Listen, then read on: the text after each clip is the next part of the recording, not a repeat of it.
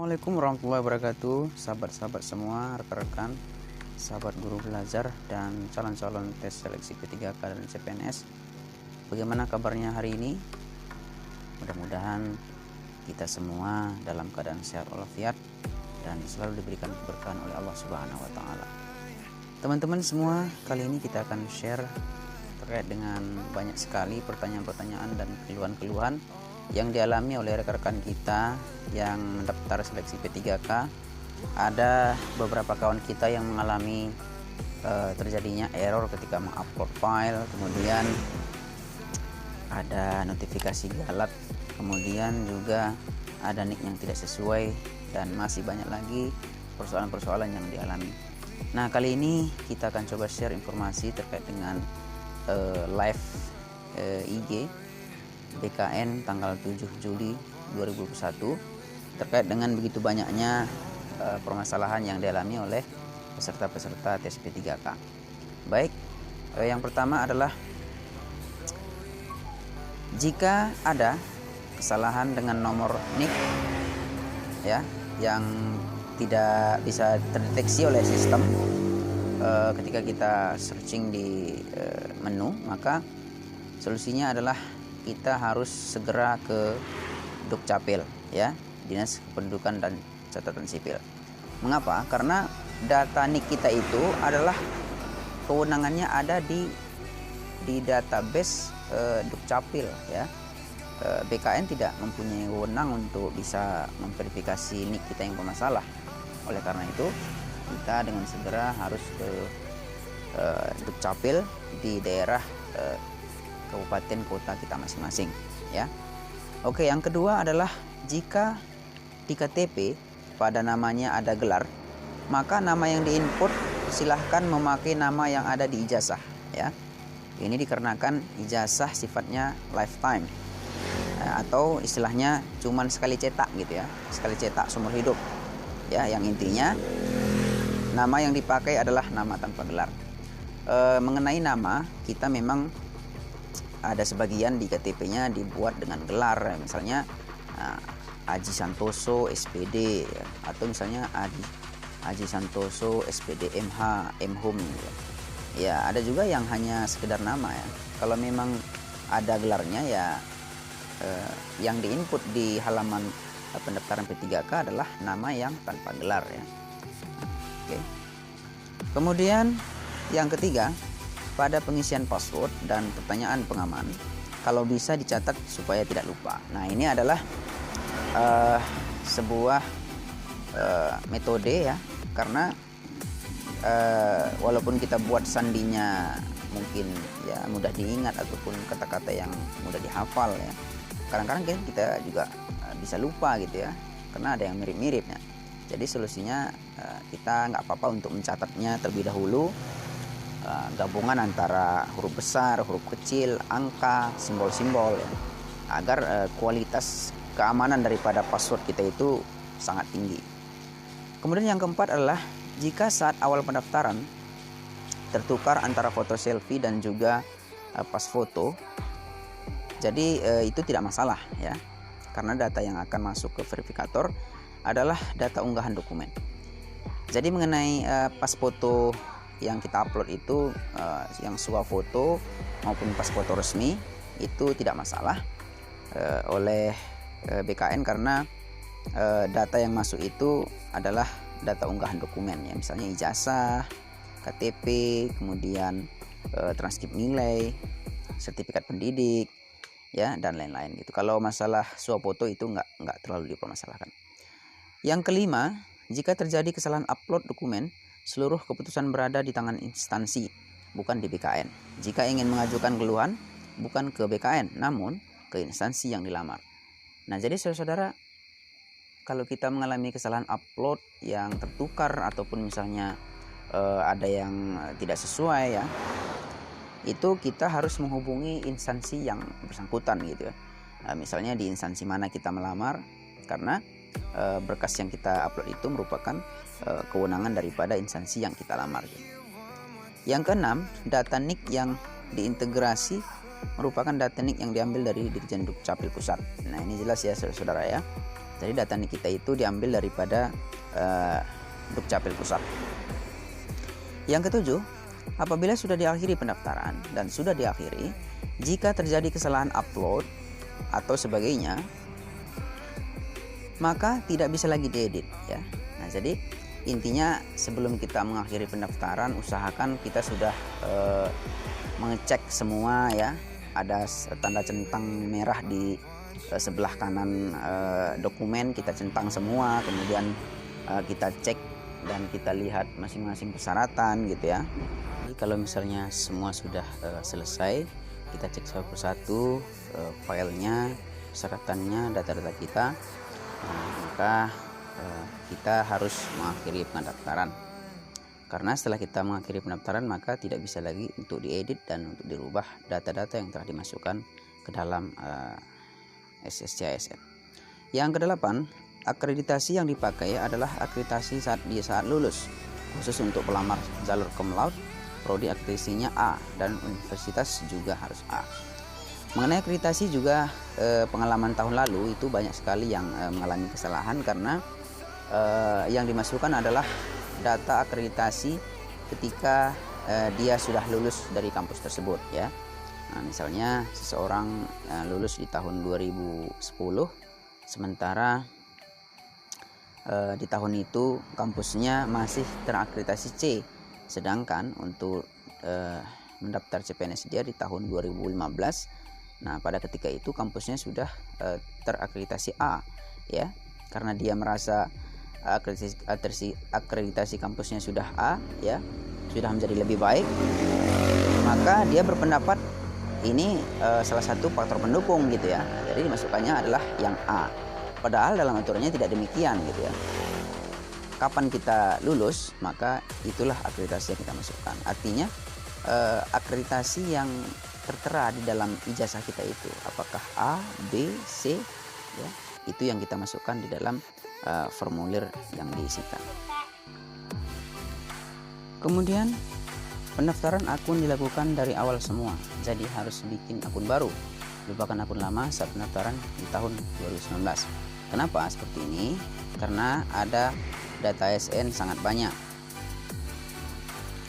maka data pelamar yang gugur terdahulu itu otomatis sudah dihapus ya. Artinya karena pengalihan daripada SSCN ke SSC ASN ya, artinya data-data yang sudah terkumpul yang jutaan yang tahun 2019 yang lalu itu otomatis terhapus gitu. Makanya harus dibuat akun baru, karena memang begitu kemarin di awal-awal informasi pengumuman seleksi P3K juga banyak juga rekan-rekan kita yang salah memahami ya. Mungkin ada yang beranggapan bahwa data akun yang 2019 yang lalu itu masih bisa kita gunakan untuk mendaftar di 2021, karena data akun yang 2018 itu masih berlaku untuk di 2019 gitu. Jadi banyak yang beranggapan seperti itu. Kemudian yang selanjutnya, Dapodik bukan kewenangan BKN karena adanya di Dikbud. Jika ingin memperbaiki silahkan ke Dikbud. Jadi terkait dengan masalah data Dapodik yang banyak mengalami kesalahan, bahkan mungkin ketika verval ijazah, dan begitu banyaknya juga permasalahan ketika memasukkan data info GTK. Jadi bisa kita menghubungi Dikbud atau bisa di menu bantuan ya ke aplikasi Dapodik, dan bisa kita usulkan melalui operator sekolah. Kemudian selanjutnya, pertanyaan paling sering, misalnya saya jurusan ilmu ekonomi, ternyata di formasi dimintanya ekonomi. Untuk pendidikan harus sejalan. Jika diminta ekonomi, maka harus ekonomi. Jika diminta komunikasi, maka harus komunikasi. Jangan ilmu komunikasi masuk daftar. Cari yang sama persis dengan jurusan. Jangan berpikir karena satu rumpun maka beranggapan boleh mendaftar. Jika memang ragu, silahkan ditanyakan ke instansi terkait dan usahakan secara tulisan, jangan lisan, supaya bisa jadi pegangan. Nah, itu yang selanjutnya ini memang banyak sekali terjadi anggapan yang serupa ya, karena mungkin ada beberapa orang berpendapat karena satu rumpun, misalnya ini sebagai contoh, Misalnya ada yang mendaftar di formasi S1 Ilmu Komunikasi. Sementara ijazah dia adalah S1 Pendidikan Komunikasi gitu ya. Jadi mungkin dia beranggapan karena ada di situ kata-kata komunikasi ya, mungkin berpikiran sama ya antara komunikasi dengan ilmu komunikasi dengan pendidikan komunikasi ya, padahal berbeda gitu ya. Nah, jadi kemudian juga ada yang mengalami banyak sekali pendapat yang agak tidak sesuai adalah masalah jurusan hukum gitu ya. Nah, ketika sebuah instansi menerima pendaftaran misalnya menerima penerimaan formasi S1 analis hukum gitu ya. Nah, sementara dia memiliki ijazah adalah S1 hukum ahwalus syasiah gitu. Nah, SAS. Padahal jurusan ini, formasi yang dilamar adalah analis hukum misalnya, bekerja di instansi Pemda, yaitu bagian transmigrasi dan tenaga kerjaan contohnya ya. Nah, itu kan tidak sesuai ya, padahal memang ada hukum, ada S1 hukum, padahal S1 hukumnya itu berbeda gitu. Jadi banyak sekali yang beranggapan sehingga ketika mendaftar dan pengumuman seleksi berkas akhirnya gagal. Kemudian selanjutnya, misalnya kita pilih formasi di daerah. Apakah tes harus di daerah juga? Tergantung kewenangan instansi, karena BKN hanya menyediakan list lokasi untuk tes. Kemudian instansilah yang memilih mereka mau tempat tes di mana. Ada yang terpusat di satu tempat dan ada yang di beberapa tempat. Nah, ini juga masalah lokasi tes itu sepenuhnya adalah nanti disesuaikan oleh Pemda. Sementara BKN pusat hanya menyediakan titik lokasi daripada lokasi ujian tersebut. Jadi karena masalah kewenangan lokasi tes yang oleh instansi, maka instansi wajib memilih lokasi yang disediakan oleh BKN. Apakah lokasinya yang berkaitan dengan wilayah tersebut atau mungkin yang sudah ditentukan sebelumnya. Kemudian selanjutnya, jika pada saat pendaftaran ada notif Anda terdaftar sebagai PNS aktif, maka silakan lapor ke Helpdesk SSCASN. Bisa jadi yang bersangkutan sebelumnya sudah mengundurkan diri, namun belum dua periode pendaftaran, sudah mencoba daftar lagi. Nah, ini mengenai kawan-kawan yang sebelumnya mungkin dulu pernah tes CPNS, kemudian lulus berkas dan lulus SKD dan SKB. Kemudian di tengah perjalanan dalam pemberkasan ya, dalam pengisian DRH, kawan tersebut mengundurkan diri ya, ataupun ada permasalahan sesuatu tertentu sehingga mengakibatkan harus mengundurkan diri dari formasi tersebut. Nah, ini datanya masih ada di situ ya, sehingga ketika melakukan pendaftaran maka akan mengalami kendala ya. Sehingga solusinya adalah harus lapor ke Helpdesk SSCASN terlebih dahulu ya, sehingga nanti akan diberikan solusi mengenai data-data tersebut. Kemudian yang keempat, jika ada notifikasi galat, itu dicek kembali galatnya di mana. Bisa saja saat mengisi data tanggal lahir yang diminta hari, bulan, tahun, namun diisikan 8 Maret 98. Ikuti aturannya.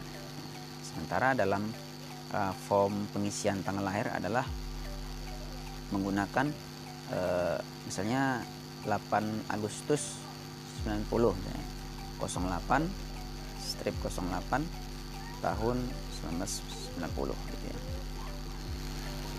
Kemudian tahun ini jumlah pendaftar tidak bisa dilihat karena tahun ini blind competition ya. Kalau kita artikan kompetisi buta, blind competition. Ini juga berlaku di tahun ini sama seperti tahun 2018 ya. 2019 ya. Karena 2018 itu masih open competition, masih terbuka ya. Bisa kita lihat berapa yang mendaftar di instansi A, instansi B, dan seterusnya. Sementara di tahun 2019 sampai 2021 itu tidak bisa lagi. Kalau kita lihat memang kelebihan dan kekurangan kalau dia blind competition dengan bisa dilihat berapa jumlah, itu memang ada pada peserta-peserta yang kurang update informasi ya, mungkin ada kesibukan, jadi begitu pas nanti mendaftar sementara di situ sudah banyak orang gitu ya. Nah jadi memang sih kalau kita pikir lebih baik juga kalau dibuatnya blind competition ya, supaya adil ya, supaya tidak ada hal-hal yang bisa mengakibatkan ya ketidakadilan ataupun ketidakberesan dan sebagainya gitu. Kemudian selanjutnya, jumlah ajuan pada helpdesk dalam sehari itu bisa mencapai 100 ribuan. Di antaranya ada berupa 21.000 berupa password, kemudian 1.100 berupa pengaman, dan 1.000-an berupa pengaman 2. Lokasi lahir tidak ditemukan 2.000-an. Mohon untuk password dan pertanyaan pengaman agar dicatat. Nah ini jadi begitu banyaknya aduan ataupun laporan yang diterima oleh BKN ya terkait mengenai persoalan ya, karena memang banyak sekali persoalan yang dialami oleh para peserta, mulai daripada nick yang tidak terdeteksi, kemudian lupa password ya, pengaman 1 juga lupa, pengaman 2 juga lupa ya, dan begitu banyak lagi kemungkinan jaringan yang tidak lancar dan sebagainya. Yang ke-17, lokasi lahir yang digunakan yaitu pada tingkat kabupaten kota, bukan desa. Desa dikhususkan untuk pelamar yang lahir di luar negeri. Nah jadi teman-teman semua,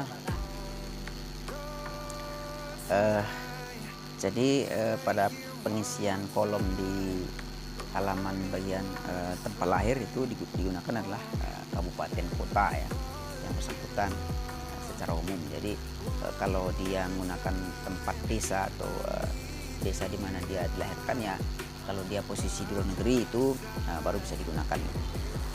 Jadi teman-teman sekalian, mungkin untuk sharing kita pada hari ini mungkin itu saja yang bisa disampaikan oleh admin. Dan mudah-mudahan admin doa kita semua agar selalu diberikan kesehatan, kesempatan, dan usaha kita selalu tercapai. Dan jangan lupa untuk selalu meningkatkan amal ibadahnya kepada Allah Subhanahu wa taala. Dan yang terpenting adalah doa dan usaha kita ya. Karena rezeki itu tidak akan pernah tertukar dan sudah ditetapkan oleh ketentuan Allah Subhanahu wa taala. Amin amin ya rabbal alamin. Terima kasih semuanya. Assalamualaikum warahmatullahi wabarakatuh.